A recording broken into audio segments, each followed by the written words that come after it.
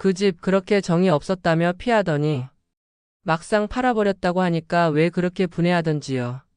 도대체 뭘 지키고 싶었던 건지 당신 말대로라면 그 집은 아무도 붙들 이유 없는 공간 아니었습니까? 안녕하세요. 저는 영입니다. 결혼 5년차 아이 하나 있는 워킹맘으로 시간은 빠듯하고 감정 소비는 되도록 줄이며 살고 있어요. 가족 간에도 적당한 거리감이 필요하다는 게 제 철학이고요. 그래서 저는 결혼 후 시댁에 잘 가지 않았습니다. 처음엔 정말 노력을 해봤어요. 명절 음식도 같이 만들고 생신상에도 참여했죠. 하지만 집에 돌아올 때마다 이상하게도 몸이 아팠어요. 형식적인 말들, 무거운 분위기 알 수 없는 눈치. 도저히 편할 수 없었고 결국은 외면하는 쪽을 택했습니다. 남편도 크게 말리진 않았어요. 그는 저보다 더 무심한 스타일이었고 양가 모두에게 공평하게 거리 두기를 하고 있었으니까요. 아이 돌잔치 이후부터 시댁 방문도 명목만 유지했고 대부분은 택배로 안부를 대신했죠. 그날도 그런 날 중 하나였어요. 점심을 먹고 소파에 기대 잠시 눈을 붙이던 참이었죠. 남편이 갑자기 휴대폰을 들이밀더군요. 무심히 넘겨보던 화면에 낯익은 주소가 떴어요.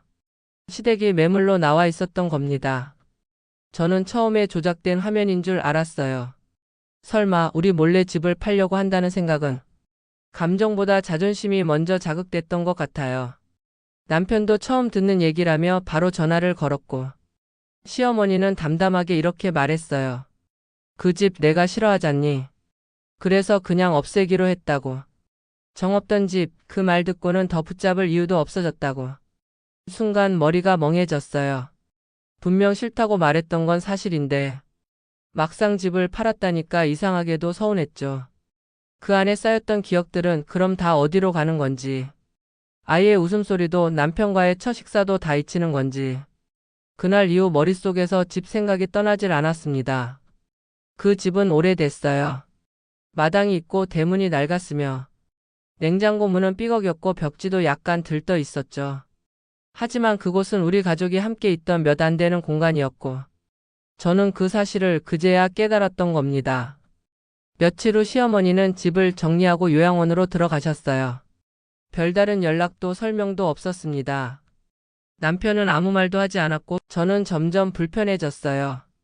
이건 유산 때문이 아니라 설명받지 못한 감정의 자녀 때문이었어요. 그리고 결국 저는 혼자 차를 몰고 시댁으로 향했습니다. 팔렸다고는 했지만 누군가 살기 전까지는 어쩌면 한 번쯤 들어갈 수 있을 거라 생각했죠. 문을 여니 어쩐지 모든 소리가 멈춘 듯 했어요. 거긴 여전히 나를 모르는 듯한 침묵뿐이었습니다. 그 집에서 나는 냄새, 그 바닥의 소리, 그리고 구석에 놓여있던 한 장의 쪽지. 시어머니의 글씨였습니다. 짧고 냉정한 한 문장이 적혀 있었죠. 내가 싫다던 집 없애줬으니 후회하지 마라. 그날 밤 저는 그 쪽지를 한참 바라보았어요. 돌이켜보면 제가 뱉은 말들이 얼마나 날카로웠는지, 받은 침묵이 사실은 방어였다는 걸 알게 되었죠. 그러니까 그 집을 없앤 건 복수가 아니라 포기였고, 그 포기는 아마도 마지막 애정이었을 겁니다. 그리고 저는 그날부터 이야기를 다시 되짚어야겠다고 마음먹었습니다. 정이 없던 집이라는 제 말, 그게 무엇을 부수고 말았는지 이제야 알 것 같아서요. 처음에는 허전했는데 나중엔 속이 뒤집혔어요. 집이 사라진 게 아니라 나만 몰랐던 시간이 사라졌다는 게 너무 뻔뻔하고 미안해서 입이 떨어지지 않았어요. 그 사람은 나를 탓하지 않았고 그래서 더 아팠어요. 침묵은 끝까지 상처를 만들지 않더군요. 텅 빈 시댁을 나와 돌아가는 길, 차 안에서 음악이 흘러나왔지만 아무것도 들리지 않았어요. 아이의 웃음도 남편의 말도 그날따라 다 공허하게 느껴졌습니다. 시어머니가 왜 그 쪽지를 남겼는지, 왜 아무런 말도 없이 집을 넘겼는지. 계속 그 생각만 맴돌았고 나중엔 저 자신이 무섭더군요. 그 집을 정말 싫어했어요. 몸에 배인 말투도 무거운 분위기도 다른 세상의 언어 같아서 견디기 어려웠던 게 사실이었죠. 하지만 그 모든 것들이 이제는 기억으로 바뀌어가고 있다는 사실이 더 괴로웠어요. 사라져야 비로소 가치를 알게 되는 건 참 잔인한 일이었습니다. 며칠 뒤 남편은 조심스럽게 말했어요. 요양원에서 연락이 왔고 시어머니가 건강검진을 거부했다는 이야기였어요. 그 말이 끝나기도 전에 저는 문득 내가 얼마나 오래 시어머니를 모른 채 살았는가를 떠올렸어요. 같은 가족이라면서 이름 외엔 아는 게 거의 없었던 사람. 그 사실이 새삼스럽게 낯설었습니다. 그날 오후 저는 아이와 함께 요양원으로 향했어요. 초인종을 누르며 잠깐 머뭇거렸고 마침 문이 열리자 내부에서 익숙한 냄새가 풍겨왔어요. 된장국 냄새였죠. 내가 한 번도 맛보지 않았던 시댁식 밥상이 생각났습니다. 시어머니는 거실 끝 창가에 앉아 있었어요. 멀리서도 알아볼 수 있을 만큼 작아진 등이 보였고 그 순간 숨이 턱 막혔습니다. 그분은 느리게 돌아봤고 아무 말 없이 아이에게 손을 내밀었어요. 그 손에 맨살 그대로의 온기가 묻어 있었죠. 차갑지도 따뜻하지도 않은 손이었어요. 단지 기다리던 손이었습니다. 말은 없었고 저도 입을 열지 않았어요. 그저 조용히 앉아있는 시간이 흘렀습니다. 책장 위에 놓인 액자가 눈에 들어왔고 그 속엔 우리 가족 사진이 꽂혀 있었어요. 결혼식 날 남편과 제가 미소 짓고 있는 모습이었습니다. 시어머니는 그 사진 옆에 아이의 그림도 걸어두셨더군요. 그리고 창틀 아래에 조그만 상자가 있었어요. 나무 재질의 낡은 상자였고 뚜껑 안쪽엔 이런 글이 새겨져 있었습니다. 딸처럼 대했지만 딸처럼 받아준 적 없다는 걸 안다. 그 짧은 문장을 읽는데 숨이 멎는 것 같았어요. 그게 화도 원망도 아닌 정리라는 걸 알 수 있었기 때문입니다. 시어머니는 포기한 게 아니라 이해하고 있었던 거예요. 모른 척하지 않겠다는 다짐도 지금에야 가능했습니다. 그날 집으로 돌아온 후 나는 밤새 뒤척였습니다. 지나간 시간은 돌이킬 수 없지만 남은 시간은 나를 바꿀 수 있다는 말이 이토록 생생하게 와닿은 적은 없었거든요. 시어머니의 그 짧은 쪽지가 내게 준 감정은 죄책감보다 훨씬 깊은 자리에서 울렸습니다. 다음날 아이에게 말했어요. 앞으로 할머니 댁은 매주 가자고. 거긴 집이 아니고 사람이 있는 곳이라고. 아이는 별 생각 없이 고개를 끄덕였고 저는 조용히 휴대폰 메모장을 꺼내 집 주소를 적어 두었습니다. 그 주소는 더 이상 불편한 공간이 아니라 내가 다시 시작할 좌표였어요. 그 집에 있던 건 가구가 아니라 내 흔적이었어요. 지우고 떠난 줄 알았는데 여전히 거기 있더군요. 내 말투, 내 표정, 내가 남긴 말 없는 시간들이 시어머니 손에 의해 오래도록 남아 있었어요. 그걸 본 순간 그 집은 시댁이 아니라 거울 같았습니다. 요양원에서 돌아온 날 나는 멍하니 앨범을 꺼내 들었어요. 결혼식 날부터 최근까지 쌓여있던 사진들은 대부분 스마트폰 속에 저장된 채 한 번도 열어보지 않았던 것들이었죠. 하지만 그날은 왠지 종이 사진이 보고 싶었어요.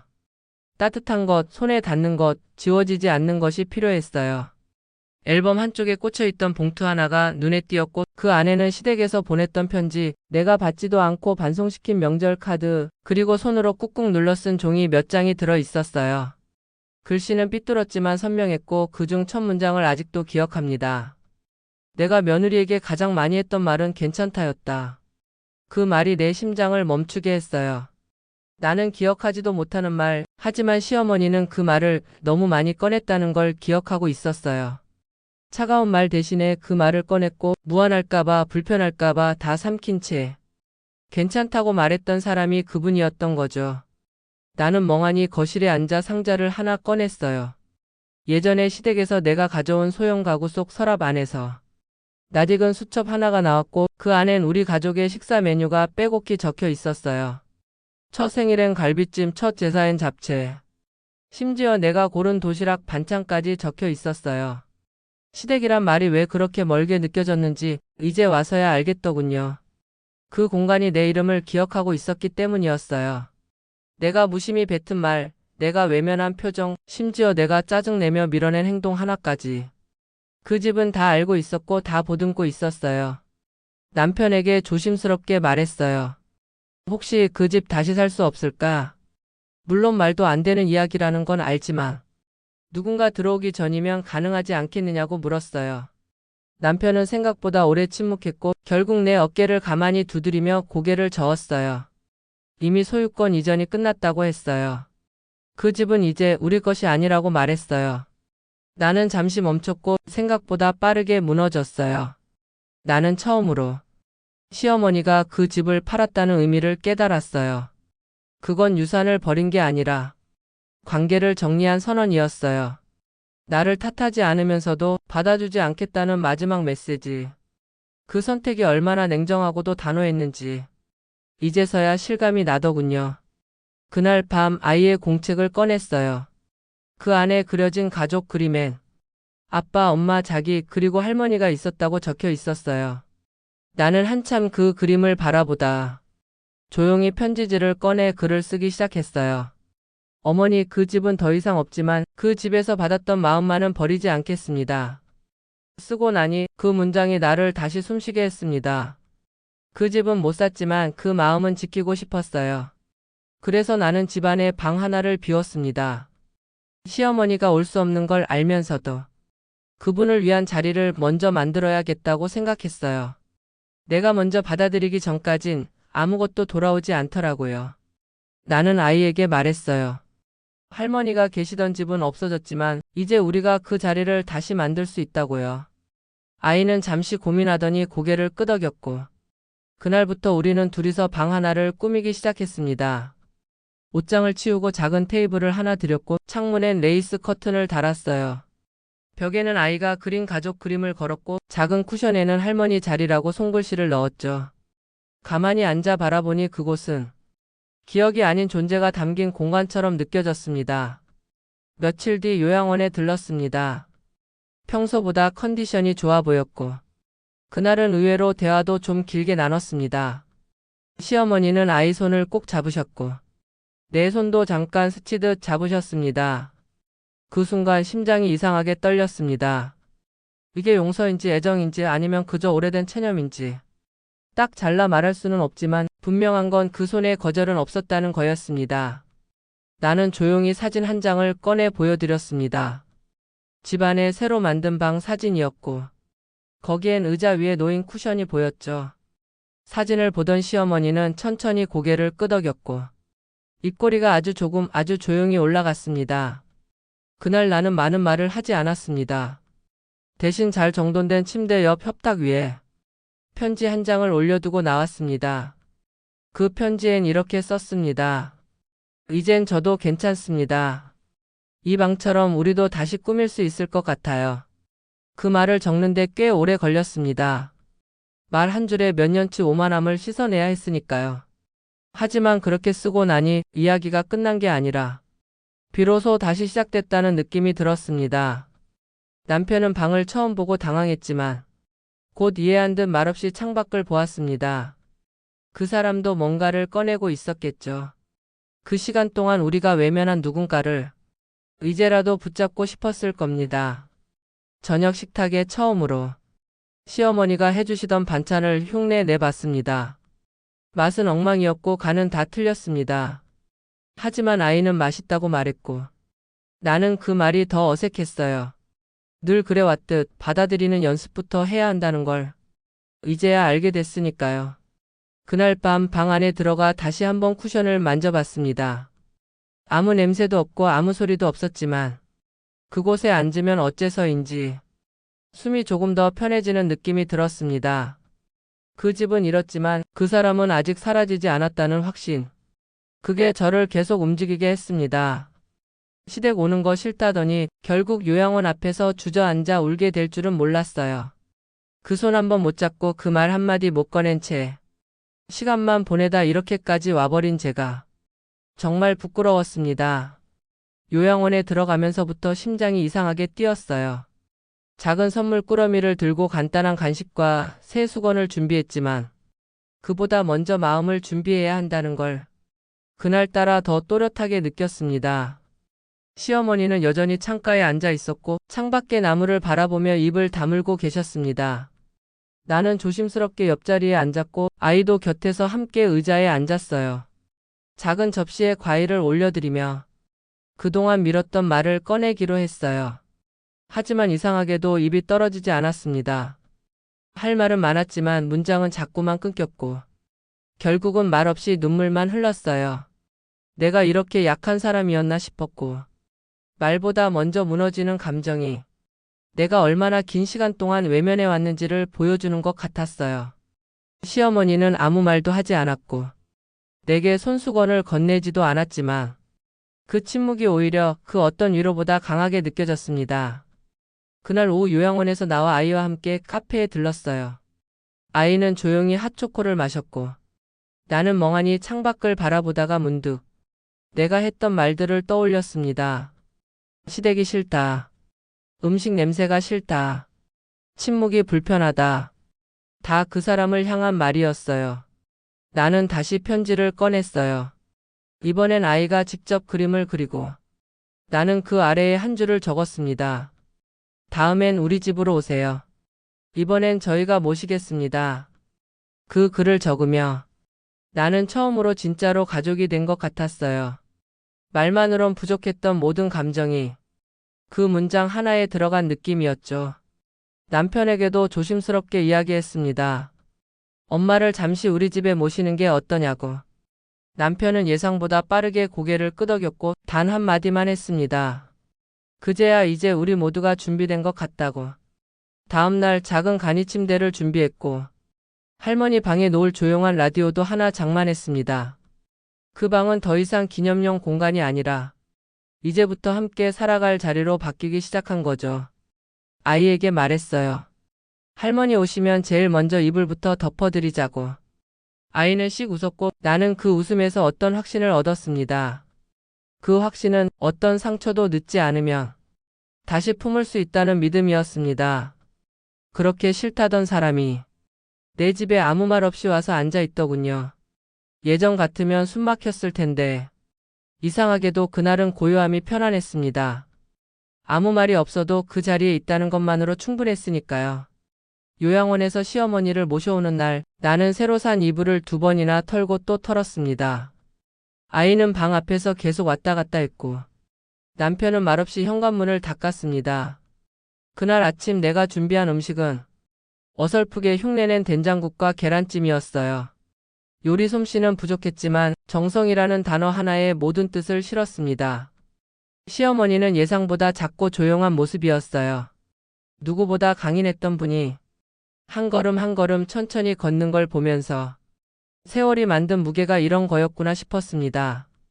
집 안으로 들어서자 아이부터 먼저 손을 잡았고 그 손이 식탁 위에 올려질 때까지 우리는 모두 조용히 그 순간을 기다렸어요. 그분은 한마디도 하지 않았고 나는 괜히 커튼을 정리하는 척, 남편은 물컵을 다시 닦는 척하며 어색함을 숨겼어요. 그런데요. 그 침묵이 낯설지 않았어요. 그건 불편함이 아니라 이해라는 이름의 침묵이었어요. 점심을 먹고 나서 방을 안내했습니다. 그 방은 처음으로 내가 만든 누군가의 공간이었어요. 도시의 공기와 낯선 침대, 그 안에 내가 만든 온기를 담아드렸습니다. 그분은 조용히 방 안을 둘러봤고 테이블 위에 올려둔 아이 그림을 오래 바라보셨습니다. 그 눈빛에서 말로 하지 않아도 알 수 있었어요. 이 공간을 받아들이겠다는 뜻, 그리고 거절하지 않겠다는 결정. 나는 작게 고개를 숙였고 그분은 조용히 한번 끄덕였습니다. 그날 저녁 우리 셋은 처음으로 같은 공간에서 각자의 자리에서 서로를 바라보며 시간을 보냈어요. 나는 부엌에서 설거지를 했고 아이와 시어머니는 거실에 앉아 블록을 쌓았어요. 웃음소리가 크게 터진 것도 아니었고 대화가 오간 것도 아니었지만 그 조용한 평화가 오히려 나를 안도하게 만들었어요. 예전엔 그 조용함이 벽 같았는데 지금은 그 조용함이 따뜻한 담요 같더라고요.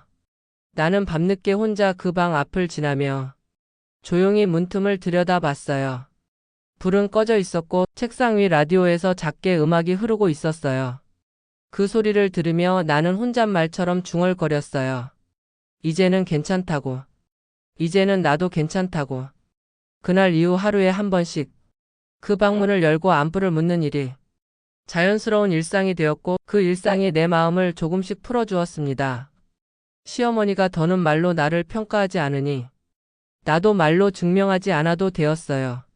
우리는 말 없는 방식으로 서로를 받아들이고 있었어요. 그동안은 시댁 밥상이 의무였다면 이번엔 내가 먼저 숟가락을 올리고 싶었어요. 단 한 끼라도. 내 마음을 그분의 식탁 위에 올리고 싶었거든요. 그 사람은 끝까지 날 기다렸는데 이제는 내가 먼저 나서야 할 차례였습니다. 어느 날 아침 시어머니가 평소보다 일찍 일어나셨어요. 거실에서 TV를 틀어두고 계셨고 소리는 작았지만 화면을 오래도록 바라보는 모습이 어딘가 낯설게 느껴졌습니다. 나는 평소보다 서둘러 주방으로 갔습니다. 장 받은 감자를 꺼내고 예전 시어머니가 만들어주셨던 방식 그대로 국물을 내기 시작했어요. 무겁지도 가볍지도 않은 맛. 담백하지만 깊은 국물.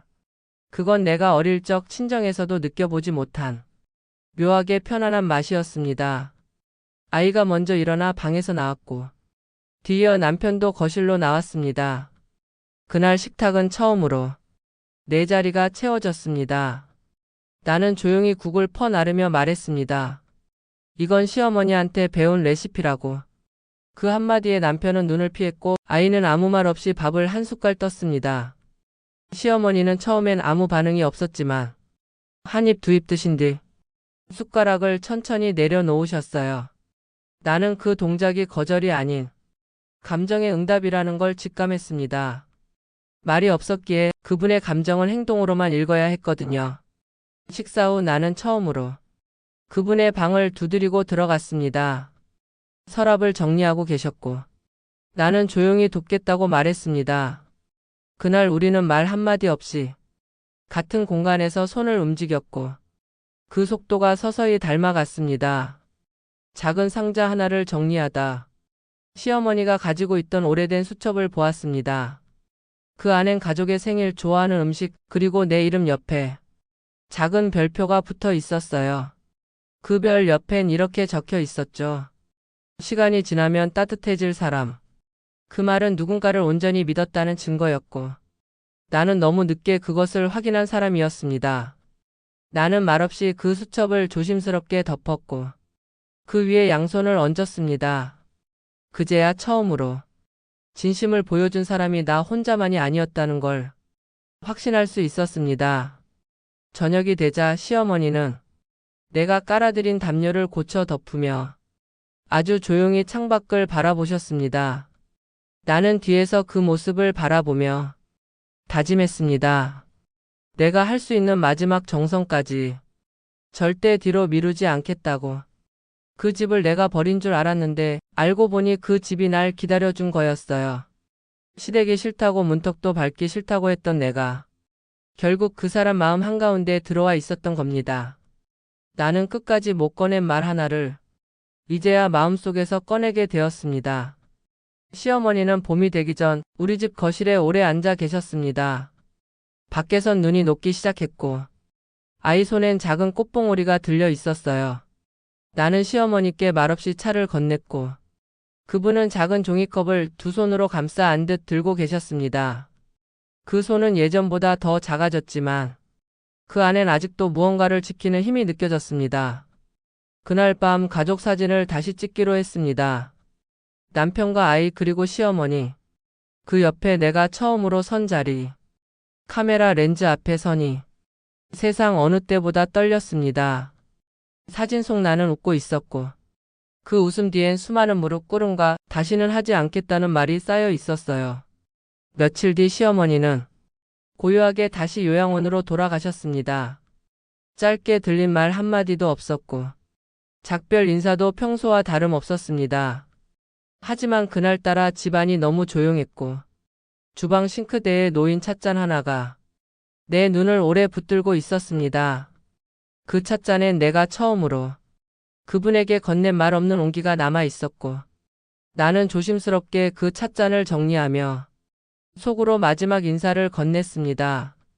그동안 제가 너무 몰랐다고, 이해받을 자격도 없다고, 하지만 그래도 정말 감사했다고.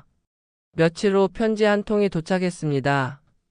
요양원에서 보내온 봉투였고 그 안엔 작은 수첩 한 권과 짧은 쪽지 한 장이 들어 있었습니다. 이제야 내 마음이 닿은 것 같구나. 다음 생에도 내가 내 며느리였으면 좋겠다. 나는 그 문장을 여러 번 읽었습니다. 다음 생이라는 말이 그토록 따뜻할 수 있다는 걸 처음 알았어요.